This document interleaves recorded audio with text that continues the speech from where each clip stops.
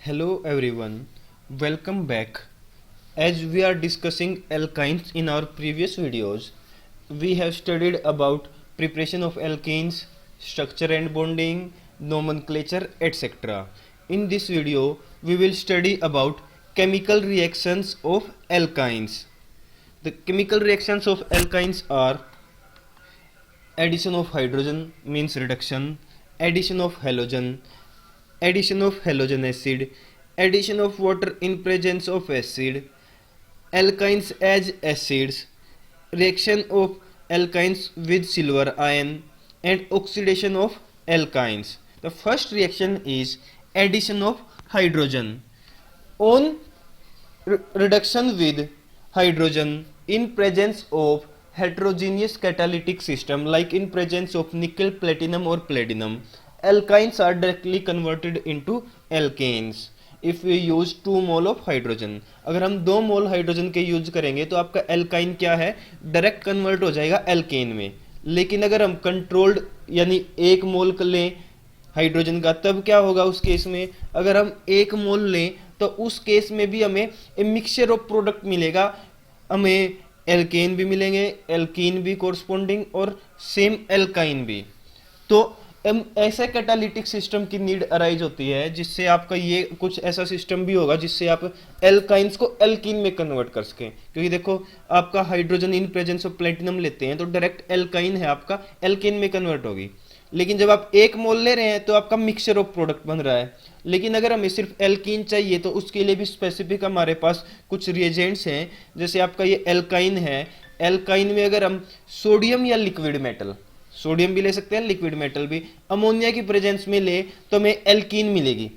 Similarly हम hydrogen को platinum and carbon की प्रेजेंस में ले तो हमें जब भी क्या मिलेगी, एल्कीन मिलेगी. जो hydrogen in presence of platinum adsorb on carbon और calcium carbonate, then this catalytic system is called Lindlar catalyst. इसको बोलते हैं आप लिंडलार कैटालिस्ट. हमेशा ध्यान रखना, लिंडलार कैटालिस्ट के केस में वेरी इंपॉर्टेंट है, ये आपका एग्जाम में आने के बहुत ज्यादा चांस होते हैं. इसमें आपका स्टीरियोकेमिस्ट्री मेन है.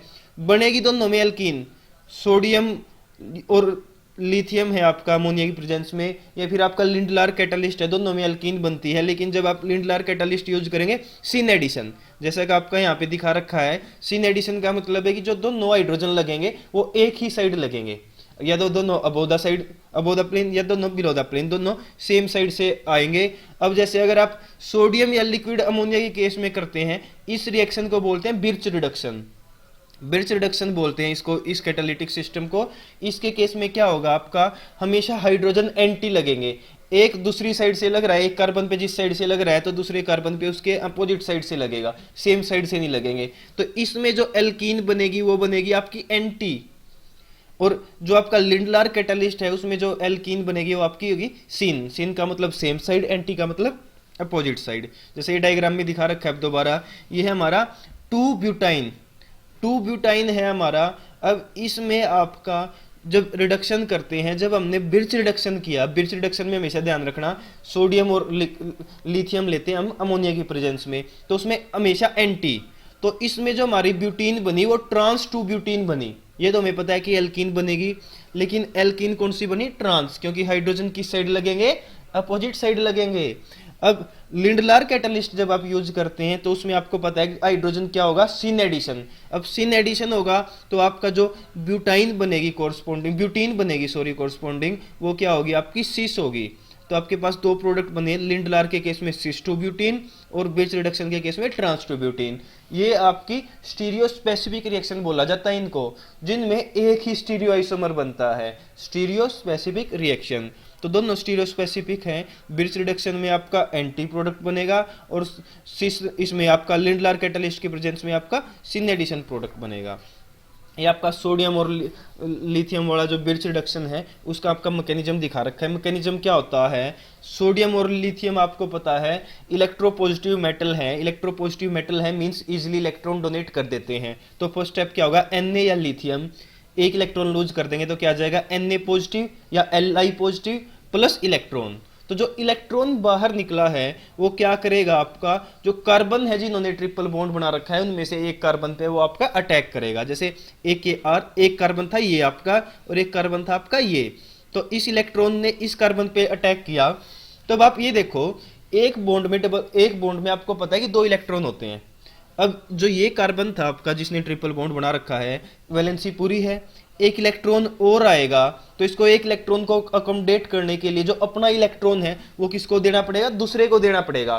तो इसका जो ट्रिपल बॉन्ड का जो थर्ड बॉन्ड था उसका जो इलेक्ट्रॉन बॉन्ड ब्रेक होएगा, जो इलेक्ट्रॉन के इस कार्बन पे अटैक करने से जो बॉन्ड ब्रेक होएगा वो इस स्टेप से होएगा कि दोनों के दोनों इलेक्ट्रॉन दूसरे वाले कार्बन पे चले गए। तो देखो ये आपके पास अरेंजमेंट आई।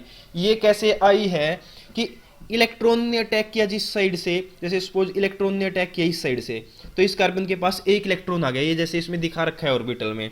और जो इसके पास ऑलरेडी एक इलेक्ट्रॉन था जो डबल बॉन्ड में यूज था, सॉरी ट्रिपल बॉन्ड में यूज था, वो इसने शिफ्ट कर दिया अगले कार्बन पे। तो अगले कार्बन के पास 2 इलेक्ट्रॉन हो गए, क्योंकि पूरे का पूरा बॉन्ड है, बॉन्ड में कितने इलेक्ट्रॉन होते हैं, 2। तो उस पर 2 इलेक्ट्रॉन हो गए, उस पर आ गया नेगेटिव चार्ज।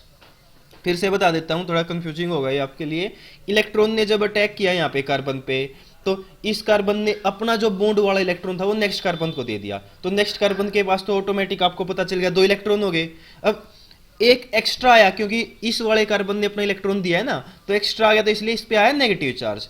और इस कार्बन के पास कोई एक्स्ट्रा नहीं आया, इसने सिर्फ एक इलेक्ट्रॉन आया तो इसने एक आगे ट्रांसफर कर दिया, तो इसके पास इसलिए कोई चार्ज नहीं। एक इलेक्ट्रॉन ये आपका अनहाइब्रिडाइज्ड है यहाँ पे, और इस पे आपका इलेक्ट्रॉन पेयर प्रेजेंट है नेगेटिव चार्ज। अब जो इलेक्ट्रॉन पेयर प्रेजेंट है नेगेटिव चार्ज, ये अमोनिया से हाइड्रोजन एब्स्ट्रैक्ट कर लेगा, हाइड्रोजन ले लेगा, तो यहाँ पे क्या आ गया, हाइड्रोजन आ जाएगा, और आपका NH2 बार, ये आपका विसिनल रेडिकल बन गया। अब नेक्स्ट स्टेप में क्या होगा, जो ये रेडिकल था, रेडिकल में जहाँ पे एक रेडिकल था ये फिर से इलेक्ट्रॉन इस पे अटैक करेगा। अब इलेक्ट्रॉन रेडिकल पे अटैक करेगा, रेडिकल पे अटैक करने से यहाँ पे एक इलेक्ट्रॉन था, यहाँ पे जोड़ा बन गया, पेयर बन गया 2 इलेक्ट्रॉन्स का, और इस कार्बन के पास इलेक्ट्रॉन अब क्या हो गए, एक्स्ट्रा हो गया, तो क्या आ गया, नेगेटिव चार्ज। नेगेटिव चार्ज आ गया तो फिर से आपका अमोनिया से हाइड्रोजन एब्स्ट्रैक्ट कर लेगा।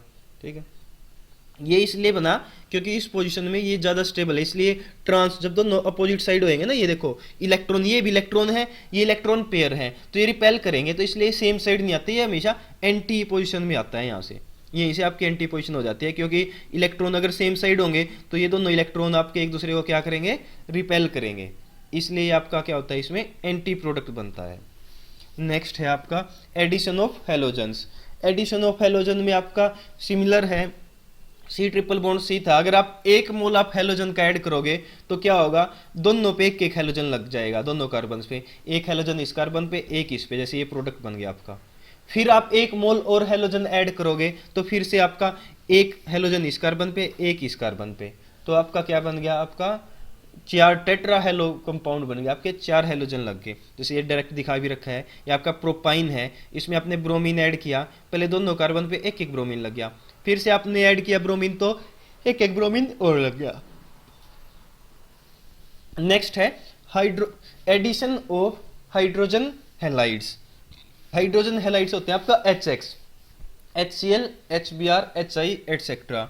इसमें क्या होता है आपका, जैसे सिमिलर है, सी ट्रिपल बॉन्ड सी है, HX ऐड करोगे वैसे ही जैसे Br था, आपने ब्रोमीन का या क्लोरीन का एडिशन कर रहे थे, सेम एक कार्बन पे हाइड्रोजन लग जाएगा, एक कार्बन पे हेलोजन लग जाएगा। फिर से आप HX ऐड करेंगे तो फिर से क्या होगा, एक कार्बन पे हाइड्रोजन लग जाएगा और एक X। अब आप ये देख सकते हो, देखो यहाँ पे HX था, अब फिर से आपने दोबारा एक, देखो पहले आपने ट्रिपल बॉन्ड था, HX ऐड कर दिया, एक कार्बन पे H लग गया, एक पे X लग गया, ठीक है। लेकिन जब Br2 के केस में तो चलो सारे ही सेम थे, लेकिन अभी यहाँ पे देखो दोबारा आपने HX किया तो H उसी कार्बन पे गया जिसपे पहले हाइड्रोजन लगा हुआ था, और X उस पे गया जिसपे X लगा हुआ था। ऐसा क्यों?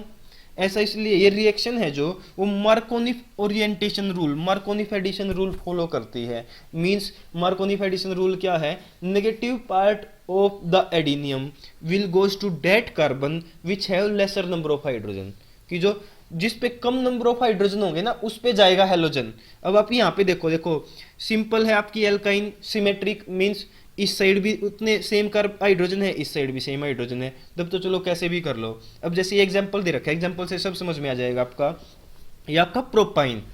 इसमें आप HCl ऐड करोगे तो देखो एक साइड तो कार्बन, इस कार्बन पे तो कोई भी हाइड्रोजन नहीं है, इस कार्बन पे एक हाइड्रोजन है।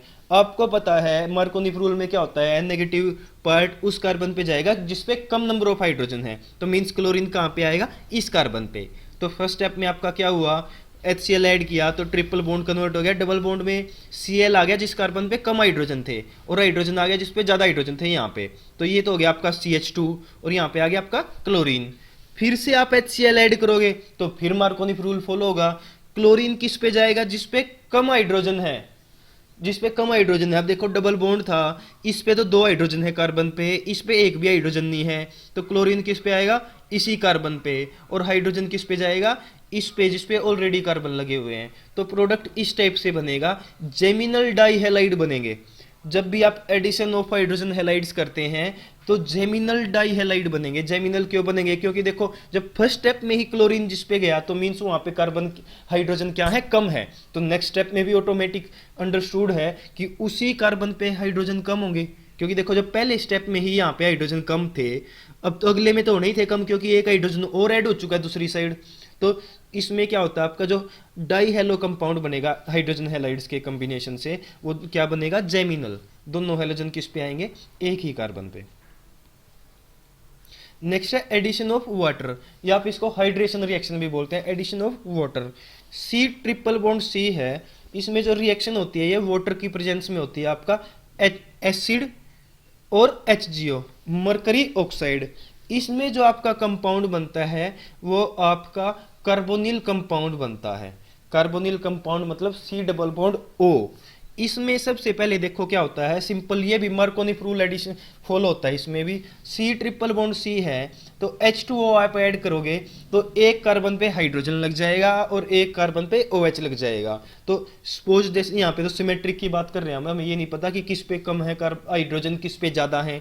तो एक पे हाइड्रोजन लग गया, एक पे आपका OH लग गया, तो इस फॉर्म को बोलते हैं आप इनोल फॉर्म। जब आपका डबल बॉन्ड वाले जिस कार्बन पे OH लगा हुआ है वो डबल बॉन्डेड है, इसको बोलते हैं इन, और ये ओल, ये है इन, ये ओल, इनोल। जो इनोल कंपाउंड्स होते हैं वो कम स्टेबल होते हैं और वो इजीली कीटोन में कन्वर्ट हो जाते हैं। आपने 11th में पढ़ रखा है keto enol tautomerism. Keto enol tautomerism में क्या होता है, आपका यहाँ से OH का जो ऑक्सीजन और हाइड्रोजन का बॉन्ड है यहाँ से ऑक्सीजन हाइड्रोजन को डोनेट कर देती है, और ये बॉन्ड आ जाएगा यहाँ पे। जैसे हाइड्रोजन को छोड़ दिया, हाइड्रोजन H पॉजिटिव की फॉर्म में बाहर चला गया, तो ऑक्सीजन पे क्या आया, नेगेटिव चार्ज। तो नेगेटिव चार्ज यहाँ पे आएगा, नेगेटिव चार्ज मूव करके आपका यहाँ पे आया ऑक्सीजन और कार्बन के बीच में, तो कार्बन के बॉन्ड इंक्रीज हो जाएंगे 5। तो कार्बन क्या करेगा, इस वाले बॉन्ड को इस कार्बन पे शिफ्ट कर देगा, तो आपके पास क्या आ जाएगा, यहाँ पे C डबल बॉन्ड O और इस कार्बन पे आ गया नेगेटिव चार्ज। तो नेगेटिव चार्ज है उस H पॉजिटिव को, जो यहाँ से H पॉजिटिव था उसको शिफ्ट करके यहाँ पे क्या आ जाएगा, CH2CO, ये आ जाएगा आपके पास, कार्बोनिल कंपाउंड आ जाएगा। वो बताएंगे आगे किस फॉर्म में कीटोन आएगा, किस टाइम पे एल्डिहाइड आएगा, लेकिन ये आएगा। आप कीटो इनोल टोटोमराइजेशन देख सकते हैं एक बार, इजी मैकेनिज्म है, नहीं तो आपका जो प्रॉब्लम क्लास है उसमें फिर से आपको बता दिया जाएगा कि कीटो इनोल टोटोमरिज्म कैसे होता है। ये स्टेप सबको क्लियर है ना। देखो वाटर ऐड करेंगे, सिंपल मार्कोनी रूल है, एक कार्बन पे हाइड्रोजन, एक पे OH, ठीक है। ये इनोल में क्या होता है, आपका जो इनोल फॉर्म है वो कोरस्पॉन्डिंग कीटो फॉर्म में कन्वर्ट हो जाती है, मीन्स यहाँ पे C डबल बॉन्ड O आ जाता है, और जो ये हाइड्रोजन है OH वाला ये आ जाएगा नेक्स्ट कार्बन पे। जैसे अब एग्जांपल दिखा रखा है हमने, ये RC ट्रिपल बॉन्ड CR है। अब इसमें अपने वाटर इन प्रेजेंस ये ध्यान रखना, मरकरी जरूर मिलेगा, मरकरी ऑक्साइड है या मरकरी सल्फेट है इन presence of acid. H positive भी लिखा मिल सकता है, H2SO4 भी लिखा मिल सकता है। तो आपने वाटर दिख जाए तो क्या करना है, एक पे H एक पे OH, देखो इस पे H लगा दिया, इस पे OH लगा दिया। अब नेक्स्ट स्टेप में क्या होएगा, इनोल था, ये इनोल था तो ये आपका क्या हो जाएगा, यहाँ से जो H है वो इस कार्बन पे आ जाएगा, और जो डबल बॉन्ड था वो किस में कन्वर्ट हो जाएगा, सिंगल बॉन्ड में। ये क्योंकि ये बॉन्ड ऐसा आया यहाँ पे, ये वाला यहाँ पे, तो ये हो गया आपका CH2R CH2, और यहाँ पे हो गया COR, तो ये कीटोन ग्रुप बन गया। तो आपका कंपाउंड बना कीटोन। और जैसे एक ये था आपका प्रोपाइन, प्रोपाइन है, इसमें देखो एक साइड एक भी हाइड्रोजन नहीं है, एक साइड एक हाइड्रोजन है। तो मैंने आपको बताया था मार्कोनी रूल फॉलो होता है, तो वाटर ऐड करेंगे तो OH लगेगा इस कार्बन पे, तो आपका OH लगा यहाँ पे और H लगा यहाँ पे, तो आपका यहाँ पे एक H पहले ही था, ये हो गया CH2 double bond carbon OH। अब ये है इनोल। अब क्या होगा इससे, ये ऑक्सीजन अपना जो यहाँ पे इलेक्ट्रॉन यहाँ पे डोनेट कर देगा, यहाँ पे डोनेट करेगा, तो क्या होगा, ये वाला बॉन्ड कार्बन पे, तो CH2 नेगेटिव, CH2 नेगेटिव है तो वो हाइड्रोजन को एक्सेप्ट कर लेगा, तो ये आपका हो गया CH3 CO CH3। ये सिंपल है, ये आपको अगर नहीं समझ में आया किसी को तो प्रॉब्लम क्लास में बता दिया जाएगा। इनोल कीटो, कीटो इनोल टोटोमेराइजेशन आप देख भी सकते हैं नेट पे भी, या आपका बुक में भी है 11th की बुक में, कीटो इनोल टोटोमेराइजेशन। ये अनस्टेबल होते हैं, ये इजिली कीटो फॉर्म में कन्वर्ट हो जाते हैं। वैसे इक्विलिब्रियम में एग्जिस्ट करते हैं ये दोनों, लेकिन इक्विलिब्रियम कीटोन की तरफ ज़्यादा शिफ्ट होता है, जैसे दिखा रखा है ये एरो कीटोन की तरफ लार्जर है, तो मीन्स कीटोन की तरफ ज़्यादा है इक्विलिब्रियम। अब जैसे ये दिखा रखा है 1 ब्यूटाइन, इसमें आप प्रोडक्ट देख भी सकते हो, यही बनेगा, आप चेक कर सकते हो, आपके लिए प्रॉब्लम है ये। आपका 1 ब्यूटाइन है, इसमें आपने ये रिएक्शन करके देखनी है, मैकेनिज्म के साथ बतानी है। देखो सिंपल है, वैसे वाटर ऐड करोगे तो OH किस पे लगेगा, जिस पे कम हाइड्रोजन है, यहाँ पे OH, यहाँ पे H, तो यहाँ पे OH लगा है जहाँ पे, वही आपका क्या होता है, कीटोन बन जाता है। जैसे OH है, यहाँ पे H है, सिंपल आप ये ध्यान रखो, यहाँ पे OH आ गया और यहाँ पे CH2। इनोल कीटो इनोल टोटोमराइजेशन में क्या होता है, अब डबल बॉन्ड खत्म हो जाएगा, ये COH था, ये CO में कन्वर्ट हो जाएगा, और यहाँ पे अगले कार्बन पे एक हाइड्रोजन एक्स्ट्रा आ जाता है, तो यहाँ पे CH3 हो गया। ठीक है, नहीं समझ में आया तो इसको प्रॉब्लम क्लास में करेंगे। अब जो आपके एल्काइंस हैं एज ए एसिड भी बिहेव करते हैं, एज ए एसिड, एसिड की तरह। एसिड क्या होते हैं, जो हाइड्रोजन डोनेट कर देते हैं, लेकिन सिर्फ ये जो आपकी कंडीशन है टर्मिनल एल्काइंस में होती है। टर्मिनल एल्काइंस मींस जिनमें ट्रिपल बॉन्ड क्या है, चेन के लास्ट में है, तो वही सिर्फ आपके एज अ एसिड बिहेव करते हैं। जैसे एक्टिव मेटल्स है कोई भी, सोडियम है या लिथियम है, ये आपका प्रोपाइन था, ये आपका टर्मिनल एल्काइन, क्योंकि जो ट्रिपल बॉन्ड है लास्ट कार्बन पे है, तो सोडियम क्या करेगा, यहाँ से हाइड्रोजन बाहर निकल जाती है, क्योंकि मेटल है आपका, इजिली हाइड्रोजन क्या होगी, H2 की फॉर्म में बाहर निकल गई, और यहाँ पे क्या आ गया, चार्ज बैलेंस करने के लिए आयन बन गया आपका, ये C नेगेटिव था तो इसके साथ क्या आ गया, Na पॉजिटिव। तो एक्टिव मेटल्स के साथ, जैसे आपने पढ़ रखा है ना एसिड्स की प्रॉपर्टी, एसिड्स की प्रॉपर्टी क्या होती है, मेटल्स के साथ रिएक्शन करते हैं तो वो हाइड्रोजन निकालते हैं। तो ऐसे ही देखो ये भी, इसका मतलब ये भी आपका क्या है, एज एसिड बिहेव करते हैं, क्योंकि मेटल के साथ रिएक्शन करके क्या निकला है, हाइड्रोजन बाहर। और बेसिस के साथ भी रिएक्शन कर सकते हैं, जैसे ये आपका कोई स्ट्रॉन्ग एसिड है, ये आपका बेस, ये आपका रिग्नार्ड रिएजेंट, आपको पता है ना CH3 MgBr, रिग्नार्ड रिएजेंट्स जो मेटल के साथ होता है ना, जो कार्बन का बॉन्ड, यहाँ पे मैग्नीशियम है और कार्बन का बॉन्ड है, तो उस टाइम पे वहाँ पे कार्बन पे हमेशा नेगेटिव चार्ज होता है, CH3 नेगेटिव। रिग्नार्ड रिएजेंट में जो R ग्रुप होता है नेगेटिव, तो नेगेटिव है, ये आपको पता है इजिली हाइड्रोजन डोनेट कर देता है, तो ये हाइड्रोजन डोनेट कर देगा CH3 को, तो ये आपका बन गया CH4। हमेशा आपने ध्यान रखना है, एल्काइंस की रिग्नार्ड रिएजेंट के साथ रिएक्शन करेंगे तो CH4 बनेगा। एल्केन्स की प्रिपरेशन में भी आया है, ये बताया था मैंने, रिग्नार्ड रिएजेंट के साथ कोई भी ऐसा कंपाउंड अटैक करे जिसके पास हाइड्रोजन है, एसिडिक हाइड्रोजन है, तो क्या बनता है, CH4। एल्केन CH3 था यहाँ पे, तो आपका CH4 हो गया है, और MgBr किसकी जगह लग जाएगा, जहाँ से हाइड्रोजन बाहर गया है, CH3 C triple bond C MgBr।